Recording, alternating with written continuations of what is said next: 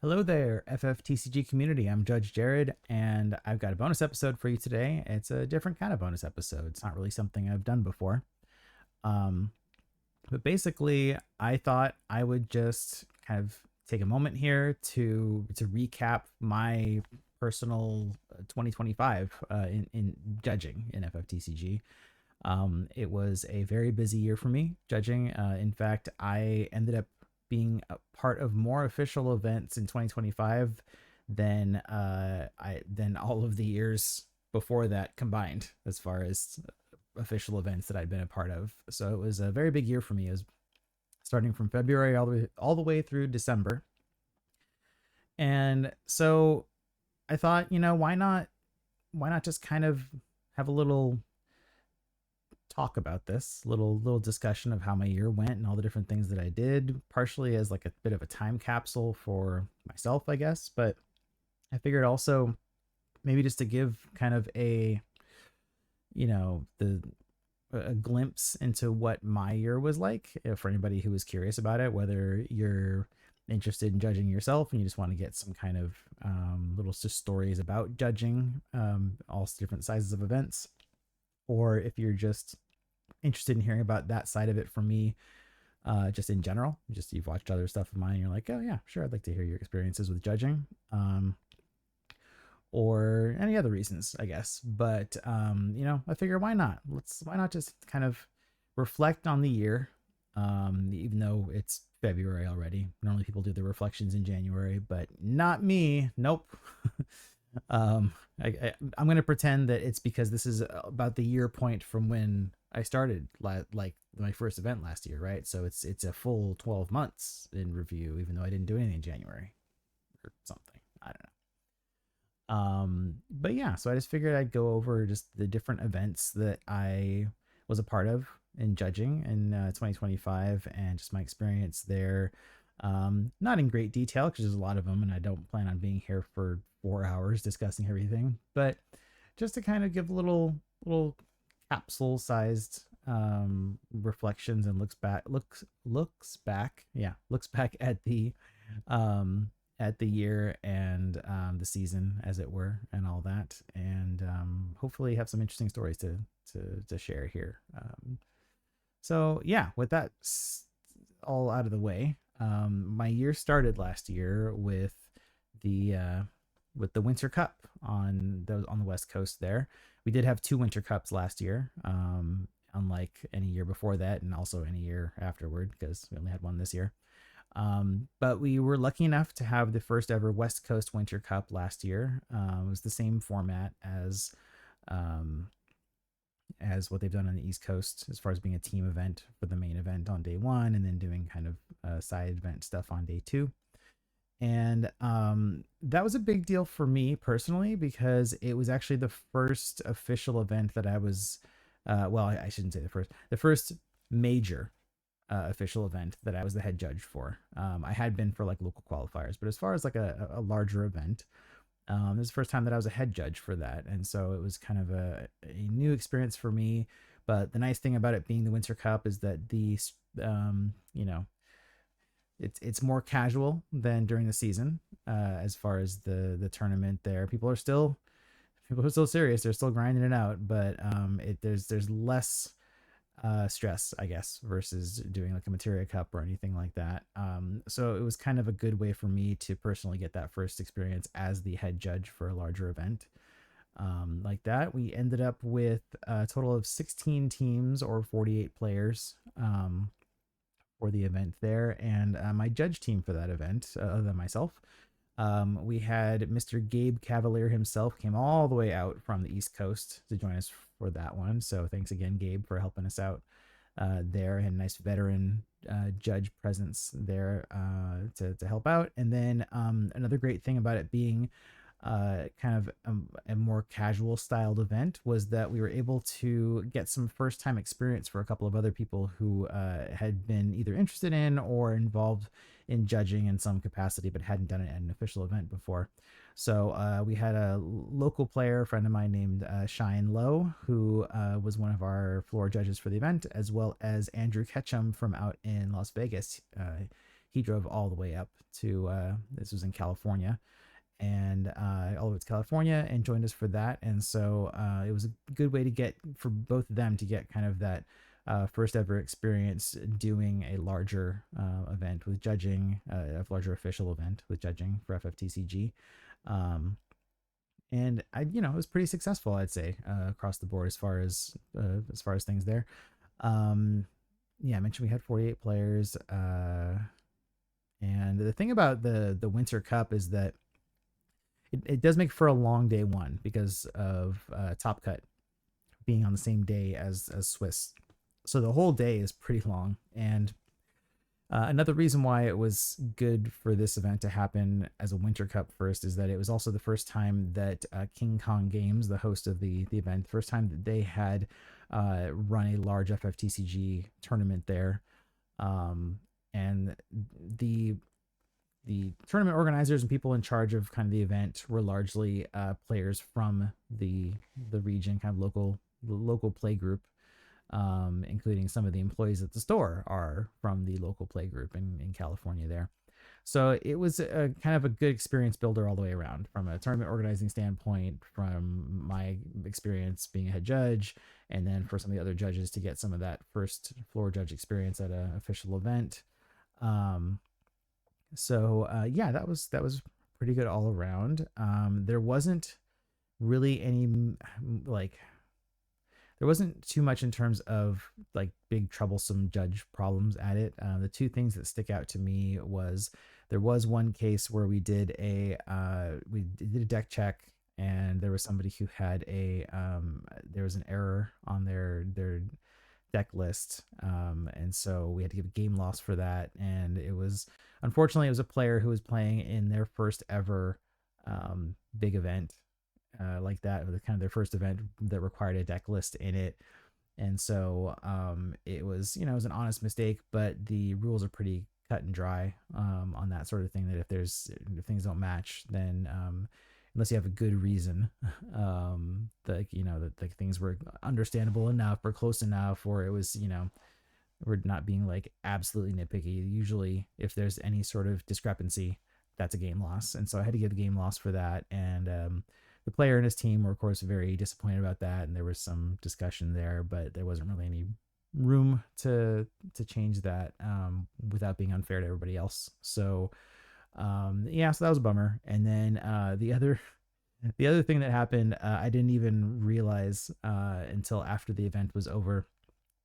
For anybody who did watch the stream for that event, in the finals, one of the matches that was on stream, there was a mono ice player who was playing the Kurasame. It was the 7 CP Kurasame, and he played it at one point. And of course, like I said, this is a long day. This is in the finals, so it was after all the rounds of Swiss, and then the break and the deck checks, and then all the top cut and everything. And he cast it for 6 CP instead of 7 CP. And I was the stream judge at the time and didn't catch it. Obviously the opponent didn't catch it. Like nobody at the table caught it. The chat caught it, but if you're the stream judge, then you're not watching the stream chat generally. So yeah, they cast it for 6, didn't get caught, and the game just kind of kept going on. And then the Kurasame got removed at one point, and then later on in the same game, the player casts Kurasame again for 6 CP, and I still didn't catch it. And it was one of those things that people were doing their memes afterward, cue the LOLNA and all that stuff. And just saying, I guess we're just paying 6 for Kurasame from now on. And I know the player who did it twice, and so it's one of those where it never looks good if you don't know the player, and you just kind of assume if it happens, especially multiple times, you're like, there's something fishy going on. As somebody who knows the player, I know it wasn't intentional, and you better believe that the locals are still a year later bugging him about it. I think some people got him to sign a copy of the card for him like a week later or something for like make him sign the card that he is now infamously known for not paying for correctly. Um, and yeah, so that just annoyed me because I pride myself on trying to be on top of things and not miss things like that. But it happens. We're all human and we all make mistakes, and it's good to be honest about those sorts of things so that for anybody else who's judging, you don't beat yourself up too much about it. I mean, we strive to be 100% perfect, but error is going to come into things, and it sucks, but it happens. And at least in the game where this happened multiple times, the player who paid 6 also lost the game. So I don't know. There was the TCG gods made sure that everything balanced out in the end. But yeah, it was a fun event, good event there. Um, Now, fast forward, so that was in February of last year, 2025, and then in April was the first Materia Cup of the season, and it was at the same store at King Kong Games in California. And so the Winter Cup was kind of a dress rehearsal, as it were, for having this Materia Cup there because again they'd never hosted an event there before the Winter Cup, and here now they were kicking off the season. So definitely want to have a successful event there. And that was a bigger one because there wasn't kind of the structural reasons why the Winter Cup didn't have higher attendance. I won't go into that now. It's not really important. And I talked enough about the the first event there. But for the Materia Cup, it was great. We had a good turnout of 78 players, which was higher than the West Coast Materia Cups had gotten in the last couple of years. Over the last couple of years prior to that, the Portland and San Diego Materia Cups had gotten in around the 60s of players, kind of low to mid 60s of players. So getting 78 in California was fantastic. It was great to see that level of turnout. There's obviously excitement for the beginning of the season, which was great. A lot of the same team as far as the TOs and people running stuff there. And as far as the judge team, there was turnover with that.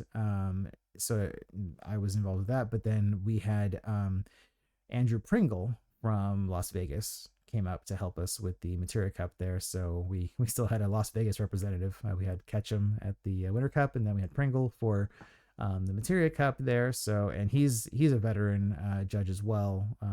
Has been involved with Nats and things before, as well as just being a kind of community leader out down there in Las Vegas. So yeah, it was me and him, and then we had Alex Early, the local player and one of the tournament organizers for the event as well. Was on stream judge duty basically for that event. So I was I didn't update my graphic. There we go. So I was head judge again for that event. Yeah, I guess we didn't have any newer judges for that one. I thought we might have, but I guess not. Yeah, so it was myself and Andrew. Very just we're experienced, so we were able to handle things, and then Alex was watching the stream stuff for the most part until it got towards the end, the last couple of rounds. Then I stepped in for those. And as far as how the event went, I'd like to say that people enjoyed themselves from what I could tell, but it being still kind of a store and people involved who don't have a ton of experience doing that sort of thing, there was definitely some growing pains. I know that a common complaint for that event was that the turnaround time between rounds was way too long. And that's a fair criticism on that one. And I know that ever since that point, if they're lucky enough to get another one this year, there's just there's definitely a desire to work on improving the time there so that there isn't such a long stretched out day on particularly on day one, all the Swiss rounds and all that. But things went mostly pretty smooth there. There was I think I gave out one or two game losses for odd things. There was a player who we discovered around turn 3 or so that one of their main deck cards had been in their LB the whole time. And so since that once we determined that it had been there since the beginning of the game, that meant that they started the game with an illegal deck and only had 49 cards in it. So that was a game lost there, which sucked. But again, it's just like with the deck list thing. It's something you just, when it happens, you go, well, it's, that's what the ruling is. It's a game loss. You had an illegal deck. Doesn't feel good to hand out game losses, at least for me. But at the same time, we're there to, as judges, to uphold the rules, and the rules involve handing out penalties, that are when they are earned, as it is. So, but along those same lines, there was, just reflecting back on things, there was an unfortunate incident that sticks with me, and will stick with me for quite a while. In Top Cut on day 2, there was a player that it was kind of the opposite problem of the one I just mentioned. They discovered in the middle of the game that one of their LB cards was in their main deck, and so we had to kind of resolve that situation, and I ended up giving that player a game loss for it. And it's one of those things, trying to decide how detailed I want to get about the background on this. So I judged at the prior nationals to when this event happened. So in 2024, I was a judge there, and that was the first time at Nats. It was the first year of Nats that we had LB cards, right? Because that was the season that LB came out. And so one of the instructions we got from the Hobby Japan staff at that event was that if there was if a player had, like, if they discovered in the middle of a game that a player had an LB card in their main deck, that they told us the penalty was a game loss. I heard that at least one or two other instances of this happened, but I personally had a situation where I responded to a judge call for that exact situation. I went and checked with Hobby Japan. I spoke with Kageyama directly, and Kageyama said that it was a game loss. And so that was in my mind as like, that's the ruling. The ruling is that if an LB card is in your main deck and it's not like the first turn of the game or something when you discover this, that it's a game loss. So that had stuck with me. And so this having come up again now at the Materia Cup, to me, that was the precedent. The precedent that was set was that, from the word of God himself, from Kageyama, it was that it should be a game loss. And so I gave the game loss, which unfortunately eliminated the player at that point. And, one of the things that happened after that Nats that I was at was, I guess, also at the European National Championship about a month later, a similar thing happened to a player in that tournament. And I guess the first time that they had an LB card in their main deck, they were given a warning, and it happened a second time. And the second time they were given a game loss. So there was kind of conflicting precedents there, right? We had one event where they went, there's no room for kind of no room for error there, and then another one where it's like, oh, the first time it's a warning. And so I, at the time, I again, I felt terrible about it. Didn't enjoy giving the game loss out by any means. But it felt like I was kind of trapped by the precedent of what I had heard directly from Kageyama for the exact same situation. Something that was brought up to me later about this that was relevant too is that the level of a Nats or European Championship level event is a stricter level of judging than Materia Cup. And so there also would be the argument that, what a ruling at nationals might not be as strict at a lower one. So there was a couple different reasons why I could have, it would have made sense for me to not give the game loss. But yeah, I felt like, oh, I've seen this exact ruling and I know what Hobby Japan would say it's supposed to be, and I felt like that I was stuck by that there was kind of no space for me to interpret that, because I'm like, who am I to override what Kageyama says? So yeah, that was a tough one there. just to be honest about kind of the my judging experience on that. Um, and so, I also I share that story to kind of highlight the experience of judging, kind of the, some of the tougher bits of it. And yeah, it's something that it sucked in the moment. It still sucks to think about it now. And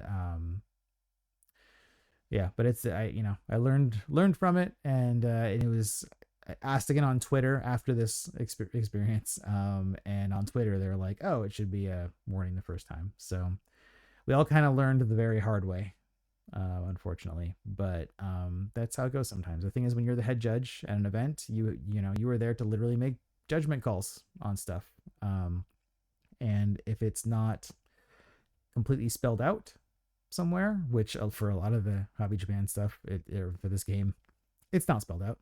But if it's not spelled out, you got to do your best, and you're the person who has to decide as the head judge, and so that's part of the experience there as well. But yeah, that's how that went. But the rest of the event, I think, was very smooth.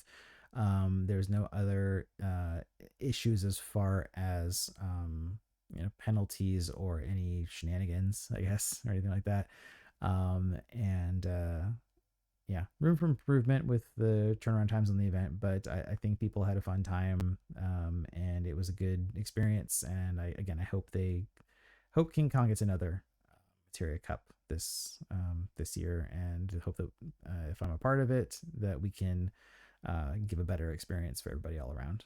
So, all right. So after that, my next event I was involved with was a couple months later, actually 1 month later, in May of last year, which was a local qualifier at the Game Shelf, which is in Kent, Washington.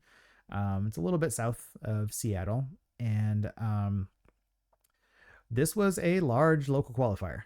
We had 30 players for this one, and the Pacific Northwest was very blessed in 2025 with the amount of local qualifiers that we got. But at the same time, we have a very just passionate group of players between the Seattle area and then the roaming Portland players who came up to basically every single LQ that we had in the state of Washington. And so yeah, being still the early part of the season, people are very excited. Nobody's qualified yet, so we had 30 players for that one. And so I was the judge there, and I'd never been to that store before. But it was a situation where we wanted to make sure that there was good and competent judging for the event. And the store owner is very nice, and the employees there are very nice. But we did have a situation leading into it in the kind of weeks beforehand where, when going back and forth between the players and the store and getting information about it, the store was misinformed or in looking at incorrect information. And at one point they were trying to say, oh, okay, we're doing this LQ and it's going to be a Swiss only event. And we were all like, no, no, no, no, no. LQs are not Swiss only events. And there was a couple other things back and forth. And so there's there was some anxiety from the players about making sure that this event was run in the format and in a way that was correct for everything. And so so I volunteered to judge for it, just to kind of, I guess, help with some of the stability there, and kind of just make sure that was taken care of. So yeah, I went there. I'd never been to the store before, but like I said, I met the store owner and the employees there, and they were all very, very kind. So it was a good experience with that. That being said, with LQs and smaller events and stuff, I've run enough of events, both official and unofficial, that I can tend to kind of try to take everything on all at once, which is not something I should always be doing. I should be delegating more. But like, the store was willing to, seemed like they were going to be involved with more of like the inputting results and doing the putting out pairings and stuff and everything. But I kind of just got into the zone and just like took on everything. So not just the judging, but like basically the TOing as well for the event. So they were great about, they got all of the prizing together, and they were great support for me in running the event. But I more or less ran the event solo. Like, as far as just the facilitating of everything. Um, and so I'd like to think that event went smoothly too. I don't recall any particular big troubles or anything that came up as far as judging at that one. It was pretty smooth. We have very knowledgeable and experienced players, in Seattle and Portland. But yeah, it was a large LQ, like I said, 30 players. And yeah, I was only judged for that. And yeah, not much else to say there. It was a good event. Very busy for me, but good event. Now, a couple months later, after that, I was the judge at another LQ, which was farther north in Everett, Washington, which actually is very close to where I live. So for me, very convenient on the timing here. It's a lot closer than going down to Kent for the last one. Um, and this is a store that's about 40-minute drive or so north of Seattle. It's the farthest one north out of all of the Pacific Northwest LQs that we had. So it was the longest drive for the Portland people, and it just happened to be on like a awkward weekend, I think, for us in July. And so the turnout was a lot smaller for this. There's only 13 players at this LQ.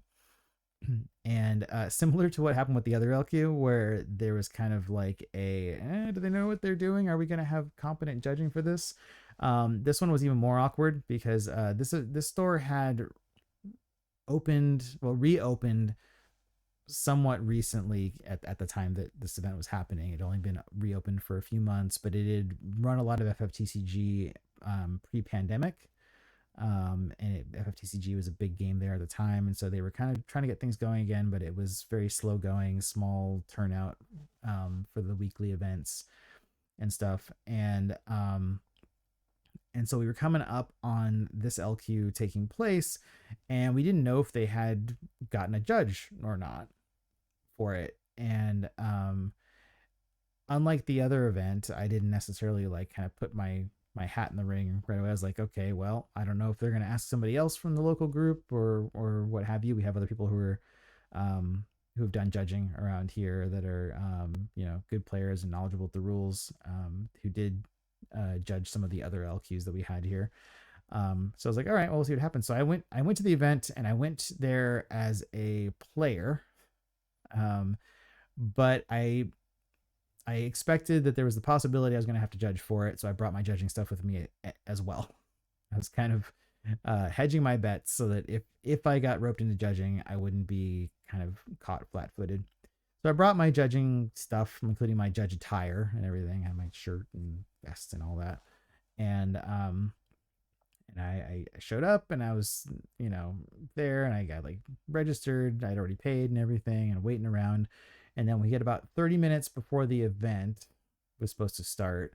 And I noticed like the store owner's there, and I know he doesn't play the game. And then there was an employee there, and I'm like, okay, maybe she's going to be running the event. And so I asked them about 30 minutes beforehand, I'm like, hey, do you have a judge for this event? And the owner was like, no, we don't. So they were going to have the store manager, who was the other employee there, they were going to have her be the judge for the event, but she doesn't play FFTCG. She plays Magic. And so she was going to judge the event, but just as somebody who plays Magic. And I was like, that doesn't sound great. So I volunteered at that point to judge, and they were like, oh, thank you so much. Like, that would be great. And so I changed out of player mode into judge mode, and then just kind of took that on. And just like with the other local qualifier, I more or less ran things solo, which was easier to do with 13 players versus 30. But yeah, so just went ahead and kind of took that on, and that was a very smooth event, to be honest. Like, there was I want to say before Top Cut, I think that I had like no judge calls during Swiss or something like that. It was really funny. Maybe one towards the end of Swiss, I can't remember, but like we went like a long time where there was no judge calls, and it was just smooth sailing. So I was very appreciative that the players were so on top of things there. Um, yeah, not much else to say about that. That yeah, that went well all the way through to the end there. Um, so yeah, that was the other local qualifier that I was involved with. And then if we fast forward a month, that brings us to the Portland Materia Cup. Um, which so that was the second year that I was involved as a player, or sorry, as a player, as a judge at the Portland Materia Cup.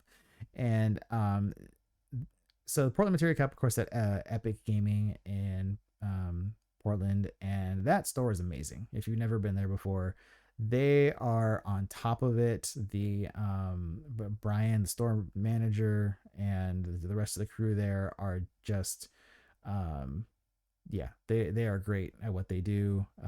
Gene, who was running the stream stuff, they're awesome as well. And then as far as judges, so you have the head judge there is Nolan Coulter, who again a mainstay of the Portland area for years now, and he's been involved with head judging that event for several years, and so it's great being kind of around for his leadership with that, both in 2024 and then when I did it again in 2025. And yeah, so he was great as the head judge for that, and then there was another judge who had done it in 2024 as well, named Jason. I'm sorry, I don't remember his last name, but he was one of the floor judges along with me. And then we had another judge who named Alex Knoll. I don't know if your last name is pronounced Knoll or Noel.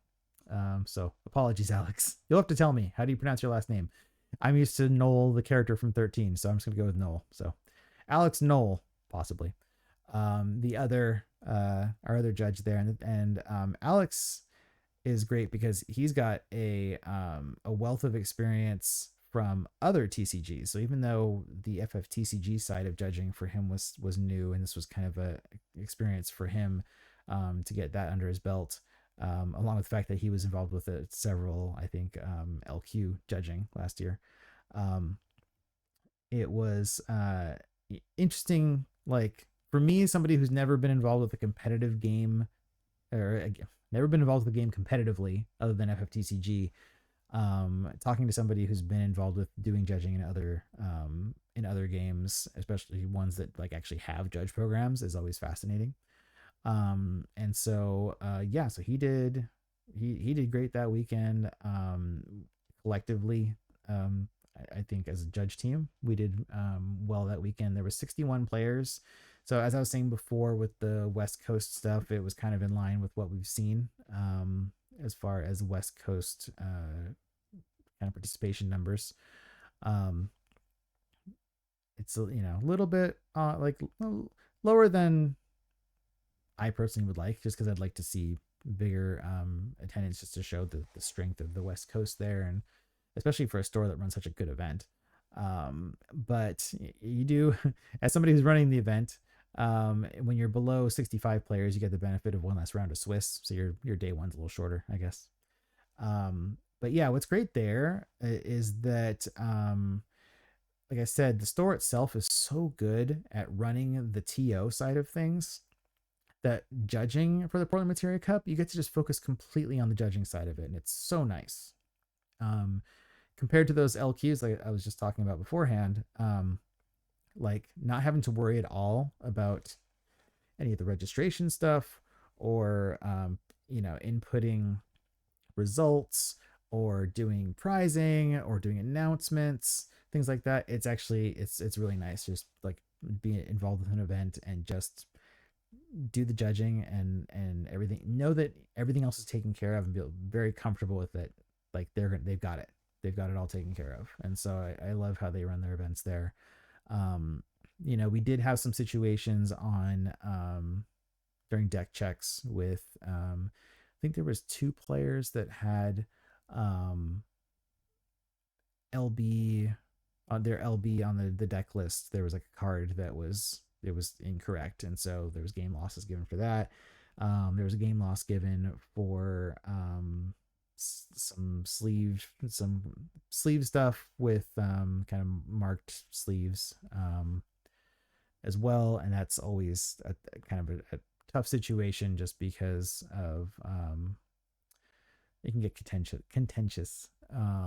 Obviously, it's one thing when you have that sort of like auto game loss I was mentioning, like if there's a discrepancy with the deck list or something where it's like you have kind of the cut and dry proof that like, well, this didn't match there and here's what the penalty is.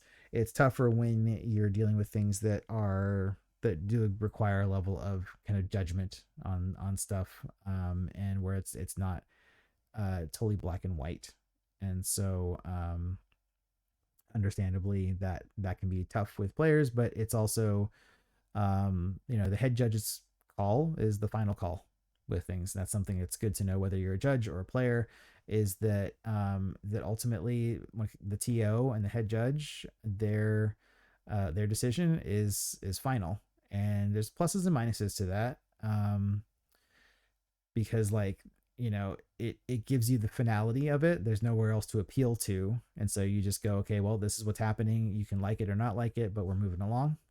We're just continuing on now. That being said, just because you have the final call doesn't mean that there's not going to be potentially any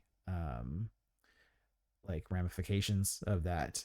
If a head judge can give a ruling that is 100% wrong, like if they got a judge call and they go, oh nope, this is how that rule works, and they could be absolutely wrong, something they should absolutely know, and they have the final call on whether that's the rule or not. But if it's something that is blatantly wrong, then obviously your reputation can suffer from that, and there can be all sorts of other kind of consequences outside of just the event itself. But that being said, the head judge does have the final say on things, and so you kind of have to know and respect that whether or not the head judge is correct, it's their event, as it were. And you just kind of have to go with the idea that, again, if somebody cares about their reputation and wants to continue judging, then it's in their best interest to make sure they're as correct as they can be. And so yeah, it gets a little bit tough on some of those things, but yeah, that's what I remember as far as like kind of some of the specific higher level judging stuff. But it was a good event. People, again, I think people enjoyed themselves there. They, like I said, they run a hell of an operation at Epic. I always just I enjoyed it as a player before I was involved with judging there. So it's always great to get to go down to Epic Gaming. So yeah, that was a fun little thing there for towards the end of the season. Following that, we get into, speaking of towards the end of the season, the last chance qualifier. And so I've separated this out from Nats as far as something that I judge, because it is its own tournament. It's separate from Nats. It's the same weekend and it's the same people running it, but it is a whole separate thing. And the other tournament that it's connected to is 2 days by itself. So I went, what? I'm giving myself credit for two different events here. As it were. There actually was, going back in 2018. There was that year at Gen Con where they did two Materia Cups in the same weekend. One of them was a standard Materia Cup, and the other one was a sealed Materia Cup. The only ever time that we've, in North America at least, that we had a sealed event for a Materia Cup. Or, well, sorry, back then it was Crystal Cups. I gotta get my terminology correct. So we had a standard Crystal Cup, and then we had the sealed Crystal Cup in the same weekend there, which I wasn't involved with judging back then, but I was at that event as a commentator for that whole weekend. So it was a busy weekend. So yeah, same weekend but different events. That's what I'm going with for this year. So the last chance qualifier. I don't remember how many players it was. I tried to look it up, but we didn't have any deck lists for that because it kind of gets sucked into Nats, and also it's not it's not fair to post the deck list right like that same weekend, or at least like the same night, because the people who qualified are going into Nats and they probably are using the deck that they just use as one of their two, and so there's a whole issues there. And then because Square Enix and Hobby Japan run that event themselves, it was one of those things where like by the time I thought about it later, it's like, oh, nobody has the deck list anymore.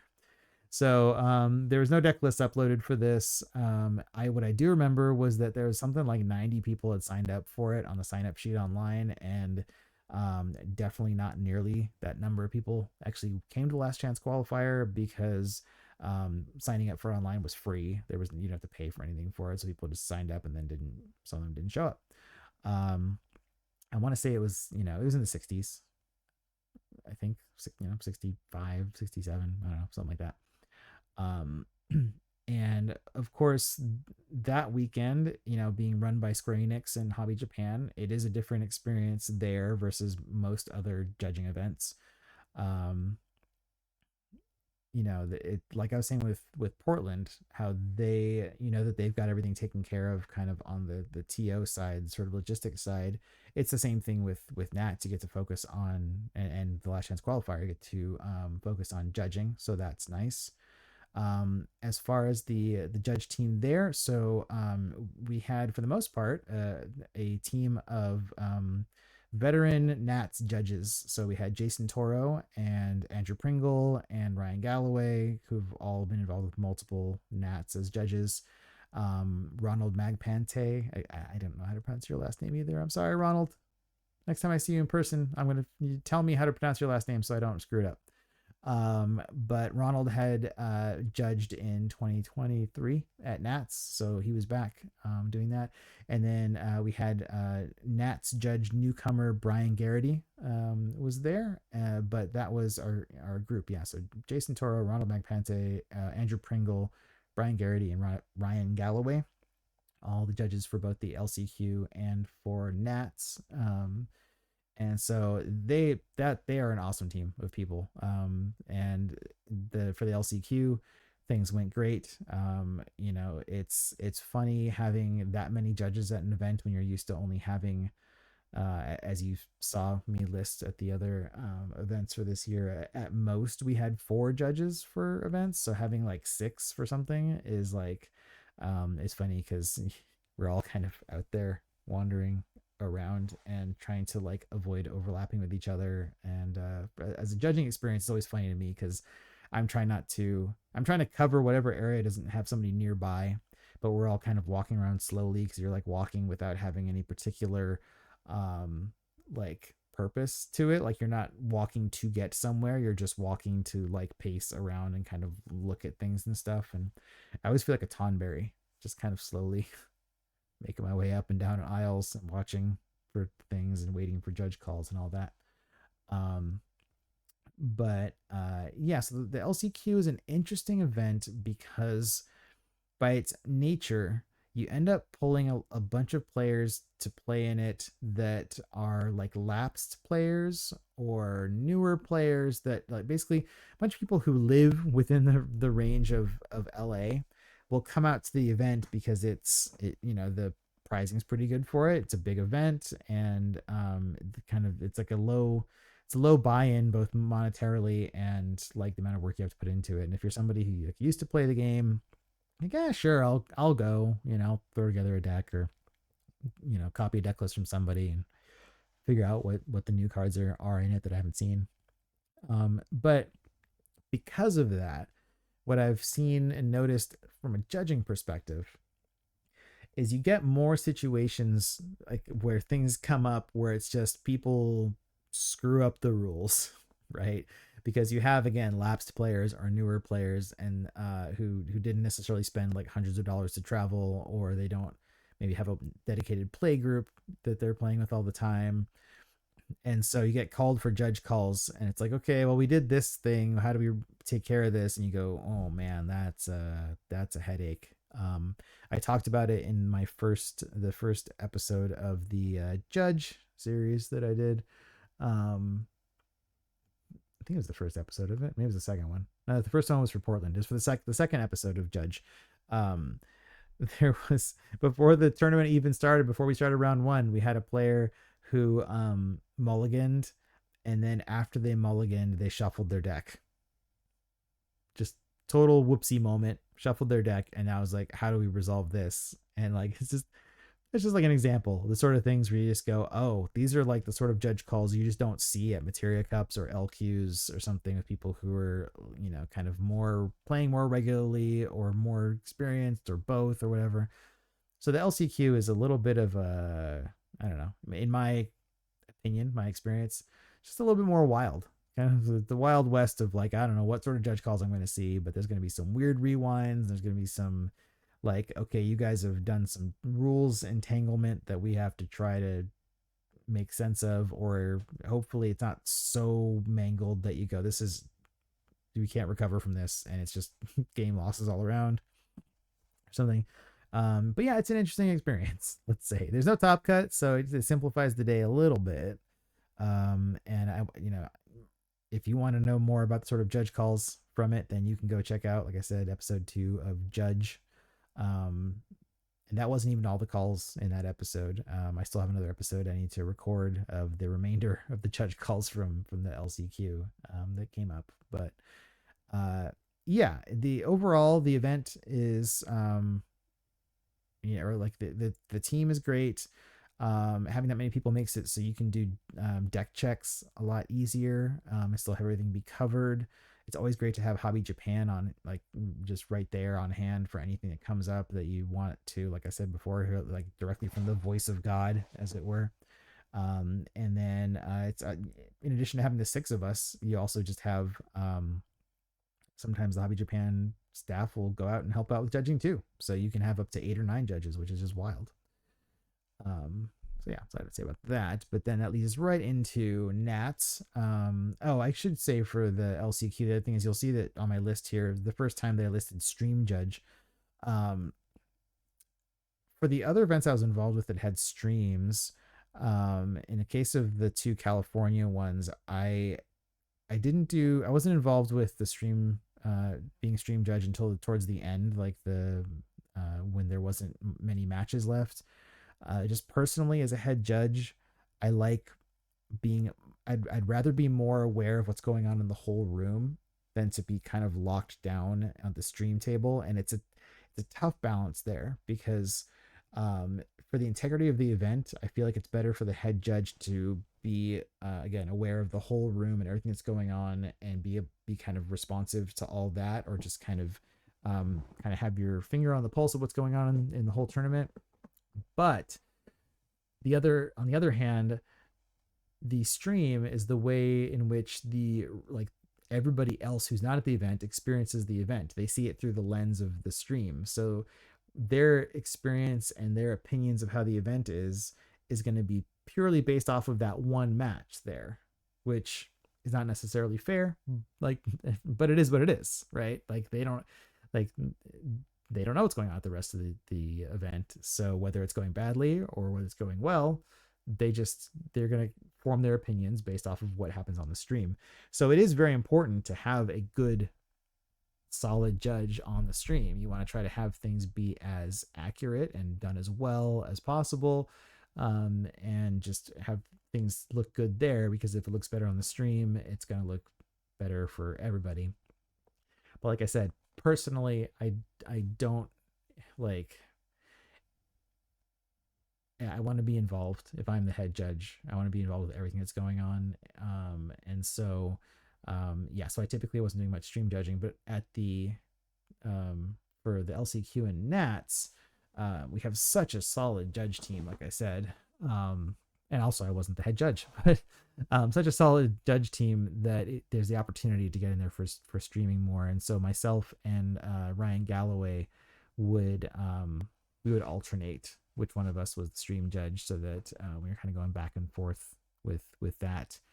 And I guess something else I can quickly touch on here, as far as my experience at both the LCQ and Nats this year, is that speaking of Galloway, so I don't remember pre-COVID if Galloway was involved with a lot of judging at Nats in the pre-COVID years. I actually don't remember who at all was involved with judging for any of those events of the North American players for the most part.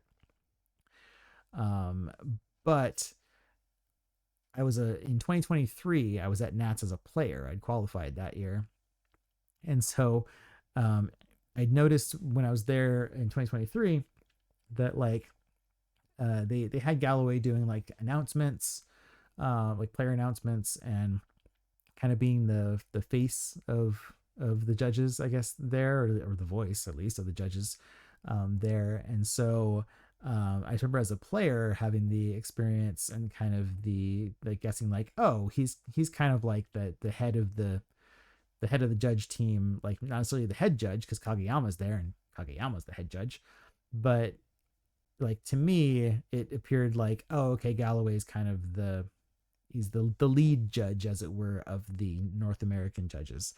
I don't know if that was ever anything that was like official or whatever. Or it's just something that he kind of landed in there, but that's what my outside experience seemed like. So when I came on to doing judging in 2024, there was that sort of, okay, cool, like Galloway's the head guy, and like I'm part of the team, and we're just, I'm going to go with kind of follow his lead there. And I was that year I was the newbie judge on the team and stuff. And so yeah, so I just kind of, and I respect seniority again, because I was the new person in 2024 on the judge team. So I very much believe in again respecting the experience and seniority and all of that. So what's funny is that going into the event this year, I thought it'd be the same dynamic, where it's like I'm going to help where I can. I'm going to do, apply my experience and expertise where I can as part of the team, and I'm totally awesome with that. The same way that I was in Portland, where Nolan was the head judge. It's like I love being involved in any capacity, and there's definitely it can be nice to not be the head judge, not have that extra responsibility. But anyway, what happened that was funny this year was when I was coordinating with Sarah, she asked me before the day before the LCQ, she's like, "Oh, do you want to do the announcements this year? Like, would you mind doing that?" And I'm like, "Sure, if you want me to." Like, yeah, I can do the announcements. And she's like, "Okay, here's the script for it. Let me know if you want to change anything about it, and we'll make edits and everything." So Sarah and I went back and forth, and I just kind of gave my feedback and some things where I thought I'd change things, and we kind of went with that. And then I did the announcements at the LCQ, and then it just kind of, as the day went on, it seemed like there was more things getting, like, I don't know, questions being asked of me, or more things being thrust upon me that I wasn't expecting. And kind of there was more, I guess I'll just say I was in charge of more things than I was expecting. And it wasn't a good thing or a bad thing, but I just kind of went, oh, okay. Like I'm kind of being put in more of a lead position than I was expecting. And so it's just funny. I just kind of went, all right, cool. We're doing this. And so I felt like for that whole weekend, like again, Galloway's still just great at what he does, and great at kind of thinking about the bigger picture and making sure that all the different moving parts are working well. He's good at kind of foreseeing things that need to be taken care of or accounted for. And so I felt like he and I kind of had good partnership going on this year, or this last year at Nats, as far as covering things. And I think and then also we just had, like I said, there's a group of the judges that were doing the deck checks at the beginning of every round that were just fantastic at it. They were knocking those out so fast and so accurately. It was great. So like, just, yeah, the whole team at Nats and LCQ this last year was fantastic. But it was funny because I just ended up taking on more responsibilities than I expected, to the extent that people started asking me during the weekend. They're like, "Oh, how's it feel to be head judge?" I'm like, no, I'm not head judge. Kageyama's head judge. Like, and again, I'm not like, I want to be respectful to everybody. I wasn't told I was the head judge. I wasn't told I was like in charge of anything, and I'm not trying to steal anybody's thunder or anything there. But it was just kind of funny that I got given more responsibility and more of a forward facing role than I expected. And so when it came to like, running the like starting the rounds and everything at Nats and the LCQ and stuff, I was involved with a lot more in 2025 than I was the previous year. And again, I feel like it went well. I forgot to say that we had 127 players at Nats, which was the biggest Nats that we've had post COVID. Um, we went from 64 players. Well, I think not everybody showed up, but there was a cap of 64 in 2023, and then it went up to 100 players in 2024. Went up to 128 players this last year, and we had 127 actually at the event. And so it's a big room. It's a big busy room. And I know people have issues with the format of the event, which I have no say over. So I'll just kind of leave that to what it is. But as far as the actual running of the event, it seemed like things went pretty well. And again, at Nats, Galloway and I were alternating which one of us was doing stream judging each round, and making sure that that was covered and that we were getting the coordination with the streamers and commentary and all that stuff. But like I felt like it was, in my personal experience, by the time the weekend was over for Nats, I felt like it was a really successful Nats. And I was very proud of kind of how the event turned out. And it was probably one of the, if not the most fun Nats that I've ever had. I've been at every Nats in some capacity except for 2018, because that Nats was a month after my son Benjamin was born, and I was definitely not leaving my wife with a newborn to go do cards in 2018. But I've been to the rest of them, and yeah, this as a player and a judge, and sometimes neither. Actually, I think it was only one time it was neither. But been involved as a player and a judge, and 2025 was one of the most fun times. Like I said, possibly the most fun that I've ever had there. And so it was great. The other thing that was great about 2025 Nats is there was no major controversies or problems. We didn't have any big like fights between any players. There was no big drama. There was no like, oh, here's the tea on crazy thing that happened or whatever. Like, the event was pretty smooth, and all the players, like, even in Top Cut, when you're playing with like a paid trip to Japan on the line and everything, everybody was respectful, and there was no huge gamesmanship stuff that came up. So I think that really contributed to it, and to making the weekend great. And it was a whole lot of fun there. I think that's what I have to say about Nats there. And that leads us to the end, which is that for the first time ever, I was incredibly lucky to be involved with judging at Worlds this year. Last year, 2025. And that's an opportunity that had not been possible before. For anybody who doesn't know, pre-COVID, there was Worlds was on a bit of a rotation. So the first Worlds in 2017 was in Tokyo, and then in 2018 it shifted over to London, and then in 2019 it went to LA. So all places where Square Enix has an office, but Worlds, the location was changing each of these years. And in 2020, I don't remember where we're supposed to be, but I feel like I heard somebody say that it was supposed to be in Singapore actually that year, which I don't think Square Enix has an office there. But yeah, so if it wasn't going to be Singapore, it would have made sense for it to rotate back to Japan. But yeah, so there was this rotation, and then what happened is that due to COVID and various things, and the yen not being very strong, or I should say that some of these things are just kind of guesswork. It's not like they came out and said this, but like, you can kind of read between the lines that because of those various things, post COVID,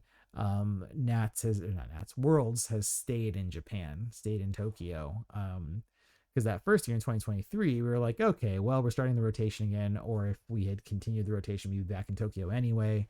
And then in 2024, they're like, okay, Worlds is in Tokyo again. We're like, oh, okay, sure, we're doing it twice in a row in Tokyo. And then by the time they announce it in 2025, they go, oh, Worlds is in Tokyo. We're like, oh, I guess we're just staying in Tokyo now. Um, so because of that, the thing is that um, in Tokyo, of course, the big difference between there and literally any other region is that Hobby Japan is actually in Japan. So they're typically very covered for judging. They like I said, I made the jokes about Kageyama being the voice of God, but like you have the whole dev team there, including the people who make the rules and make these decisions. So they don't typically need extra help, right? And there was when it was in London and when it was in LA, there was players from those regions, not players, but it was people from those regions who did judging there because you were taking advantage of the fact that you had people locally involved to do judging there. So there were people from North America who had judged at Worlds in 2019 because it was in LA. And similarly, I'm pretty sure there was probably people who judged in London in 2018 from Europe. But ever since it went back to Japan, um, there was no opportunity to be a part of judging at Worlds because of the fact that again they're taken care of. They don't need the extra help, right? They've got things covered. Um, and so although from a judging perspective you could have that sort of aspiration of, oh man, it'd be great to judge at Worlds, kind of realistically, it's probably not going to happen. Um, but to our surprise this year, um, like this didn't get announced publicly or anything, but kind of behind the scenes, the word got to some people that um, there's going to be the opportunity for a couple of judges to get to go to Worlds. Now, this was not a paid trip. This was not nothing was covered. I didn't really talk about judge compensation throughout the course of this thing, but like the only time that anything's ever really covered beyond just like giving you product or promos or playmats or whatever is at Nats, where at Nats they will pay for your hotel, but they're not going to pay for your airfare or anything else. They'll feed you too. But for Worlds, it was like, okay, there's this opportunity, but also they're like, we're not covering anything. We're not covering your flight. We're not covering your hotel. We're not covering anything. Like it's a completely 100% volunteer thing, but it's the opportunity to go help and judge at Worlds.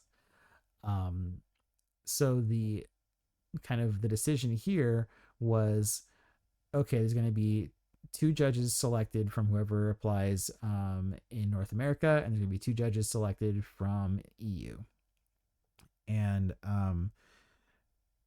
me never having been to Japan before, but having wanted to go, it was extremely exciting. And also just again, kind of on a personal level as a judge, it felt like, man, that's the peak, right? Like that's the holy grail, is getting to judge at Worlds. So I just put my hat in the ring, and I'm still just very thankful and very appreciative that that I got selected from, I don't know how many people did apply for it, but out of whoever did, I got selected to help at Worlds, and that was just incredible to have that chance there. And so from North America, it was myself and Ryan Galloway, who I've been talking about. And then from Europe, it was Yo Zoe Caesar, who anybody who knows anything about judging, who Yo is. So Yo is there, as well as Andrew Campbell, who I'd never met before, but had a blast being with him at Worlds. And to go back for a second to talking about the experience of judging at Worlds, or kind of the reason for having help there, um, even when they said, oh, we're gonna like take volunteers, who want to help judge at Worlds, there was that sort of, okay, well, that's kind of nice, they're throwing us a bone, but again, they don't need us, right? Because like they've got judging covered.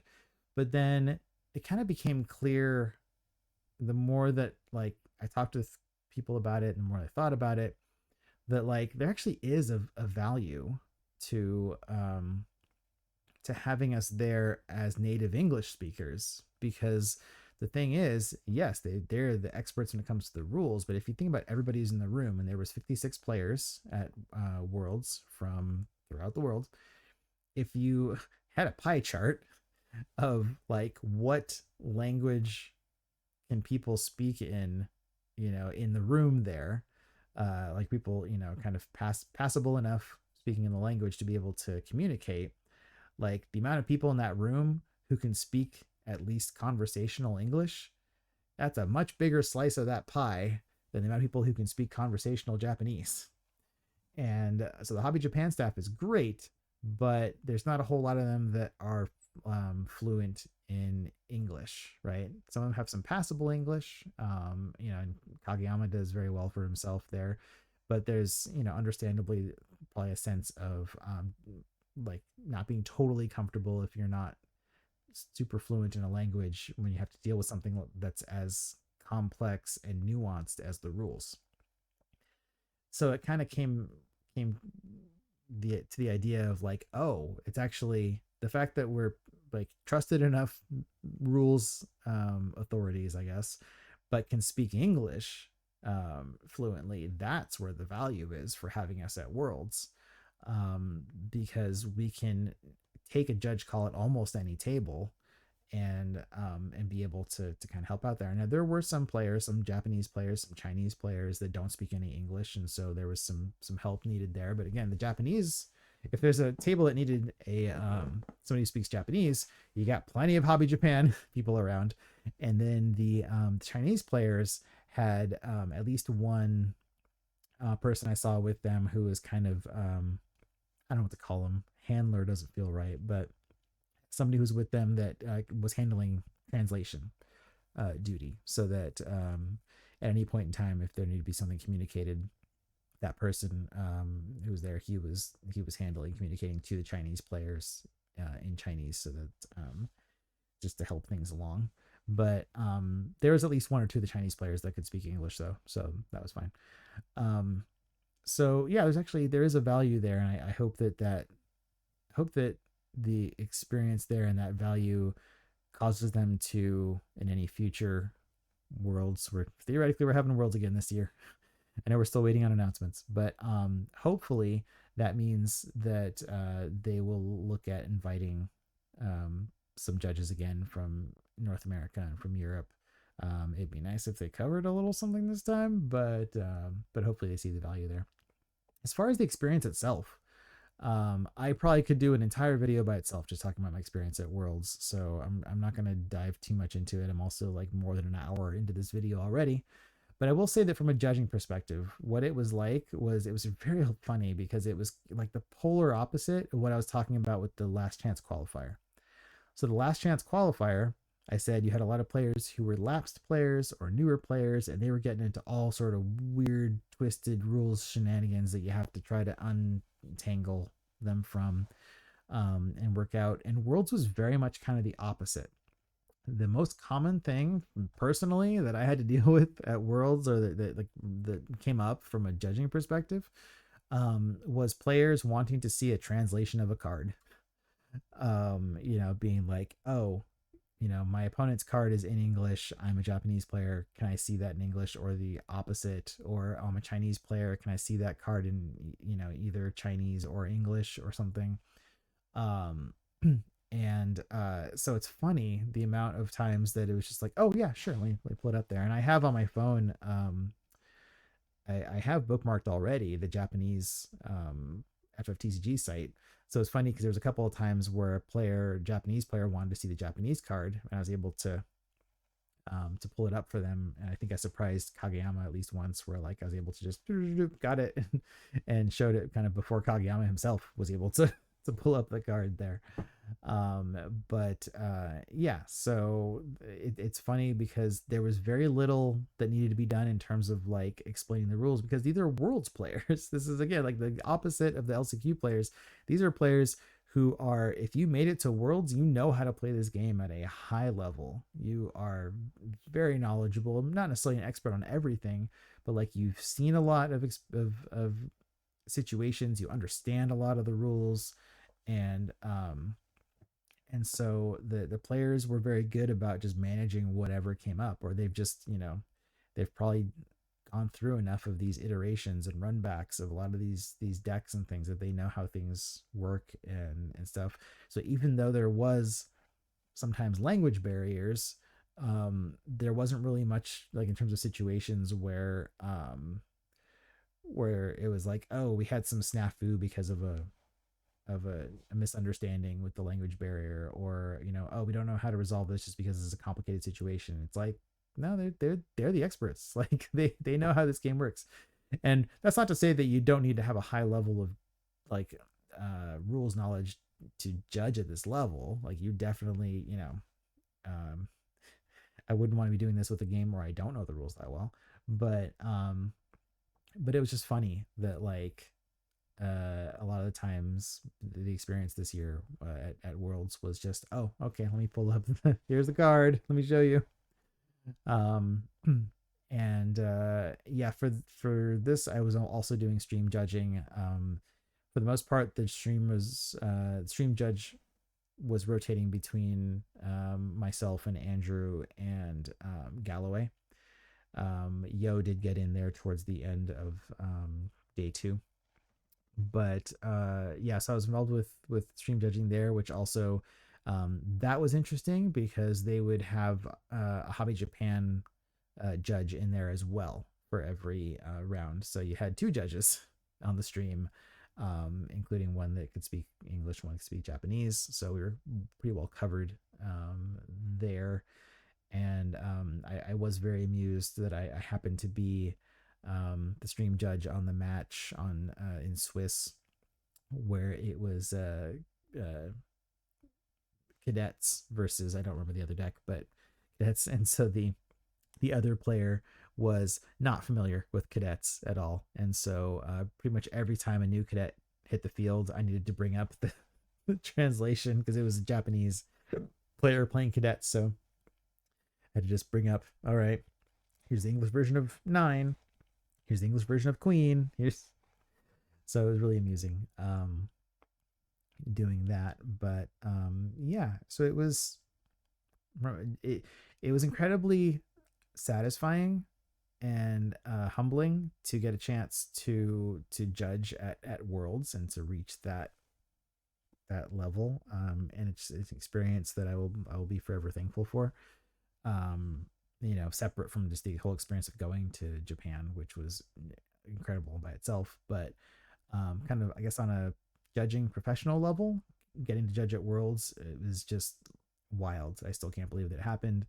Um, the event went super smoothly. Again, there was no major drama or issues or anything there. It was a good tournament. Congratulations again to Air for winning the tournament and just being a beast of a player that whole weekend. But yeah, I mean, what a way to cap off the year. I mean, it's all there. My whole year of judging. Like I said at the start, I I was involved with judging at more official events in 2025 than the entire rest of the FFTCG lifespan combined for myself personally. So yeah, I just wanted to kind of capture this and talk about things because it's such a high point for me, and I'm like, I don't. It's such a high bar. I don't know if I'll ever beat that. I don't even know if I'll be able to match that, to be honest. I mean, we'll see what 2026 has to bring as far as what first off, what the season even looks like, because there's a lot of question marks right now with that. But also what I'm involved with. I won't go into it because I'm already over an hour on this, but I also played in a couple of LQs this last year, and got to do that, which was fun. So it was a very fun year. It was very, like I said, very satisfying, fun year in FFTCG. I also didn't talk about the fact that I started the channel in 2025, and I could do a whole recap on just everything I did on the channel in 2025 up until now. But I don't know, maybe I'll do a retrospective when I hit 1 year there, which is in April. Got a couple months before that. But yeah, that's my year in judging in 2025. I hope that was interesting.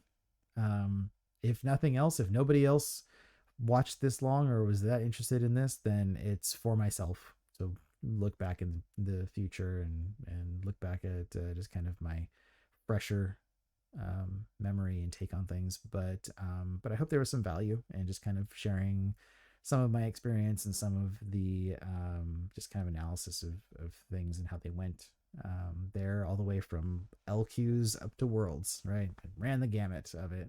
Oh, and the Winter Cup, right? Winter Cup off to the side, its own little casual thing there. So, yeah, quite the spread of events there. But I'm thankful for these opportunities. I'm thankful for all the other judges I got to work with, all the way from people getting their first experience all the way up to the experts and Hobby Japan themselves. And yeah, it was 2025 was a great year, and I'm hoping 2026 will be good. We'll see. It's a big question mark, but that was my 2025. I guess I'll just kind of leave it at that. That was my 2025, and very thankful for it. Very thankful for the experiences and memories there, and through all the ups and downs of it, it was a great year in FFTCG, and I hope that you had a good year in FFTCG, and I hope that we all have a great one to come up here. So, thank you for watching. Thanks for listening to me blab about this for over an hour. You know where to find me. I don't have the screen handy, but you know where to find me. Facebook, facebook.com/Judge Jared. Actually, I think that was Judge Jared FFTCG. I remember. I should have prepared on this.